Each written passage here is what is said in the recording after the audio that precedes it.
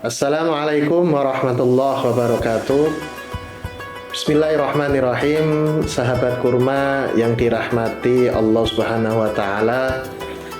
Pada Ramadan kali ini kurma akan menampilkan episode yang mana episode salah satunya menjelaskan berkaitan tentang hukum puasa yang ditinjau dari hukum fikih yang disampaikan oleh para ulama yang otoritatif.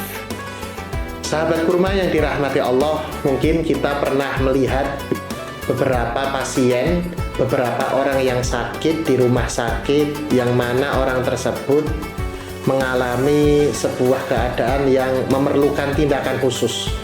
Salah satunya adalah pasien-pasien yang wajib melakukan cuci darah setiap minggunya. Ada yang setiap minggunya itu 2 atau bahkan sampai 3 kali cuci darah. Bagaimana lantas hukum fikih memandang cuci darah bagi pasien yang sedang dalam keadaan puasa? Jadi untuk cuci darah atau orang yang mengalami penyakit gagal ginjal dan dia dalam keadaan puasa, maka kita perlu membredelnya, melihatnya dari beberapa tinjauan. Salah satunya bahwa cuci darah merupakan proses mengeluarkan darah dari tubuh, yang mana proses pengeluaran darah tersebut menggunakan jarum suntik, yang mana darah tersebut kemudian dialirkan di suatu alat tertentu atau yang disebut dialyzer.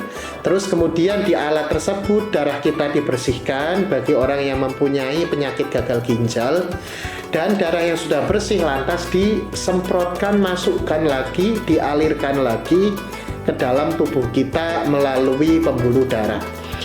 Kalau pasien yang sedang melakukan cuci darah ini adalah pasien yang sedang berpuasa, maka bagaimana hukum puasa orang tersebut?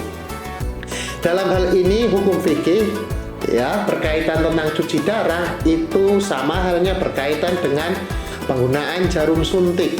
Bagaimana menggunakan jarum suntik bagi orang yang berpuasa?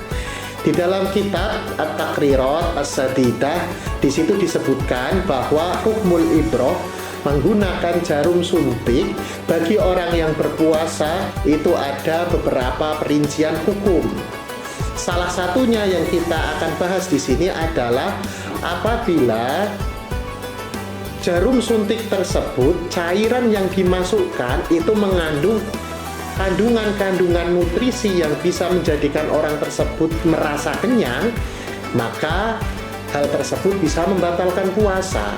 Akan tetapi, kalau yang disuntikan tersebut tidak mengandung nutrisi yang bersifat mengenyangkan, maka di sini tidak membatalkan puasa.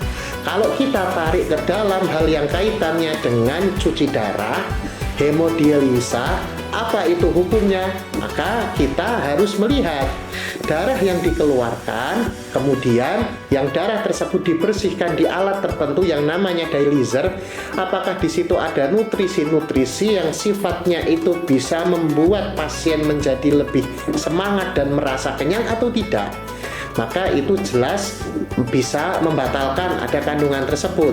Kalau tidak ada nutrisi-nutrisi atau zat-zat yang mengandung sesuatu yang bisa mengenyangkan orang tersebut, maka itu tidak membatalkan. Akan tetapi otomatis apa yang disampaikan dokter itu menjadi pegangan, apakah kandungan yang dalam alat tersebut yang kemudian darah dialirkan kembali ke dalam tubuh, apakah ada kandungan yang nutrisi mengenyangkan atau tidak, itu ranahnya yang bisa menyampaikan adalah dokter.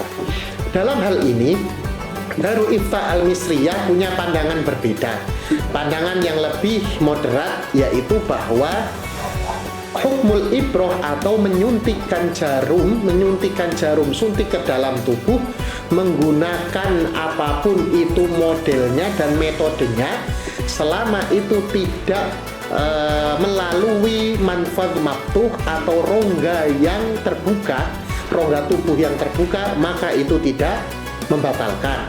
Karena menurut Darul Ifta Al-Misriyah bahwa yang membatalkan puasa itu adalah usulul ain ilal jaufi min manfadhin maftuh, yang menurut Darul Ifta bahwa pembuluh darah jarum suntik yang dimasukkan itu bukanlah manfaat maftuh, maka itu tidak membatalkan baik itu jarum suntik biasa, proses cuci darah ataupun proses yang lainnya, karena dianggap pembuluh darah itu bukan manfaat maftuh. Wallahu a'lam, semoga bermanfaat. Wassalamualaikum warahmatullahi wabarakatuh.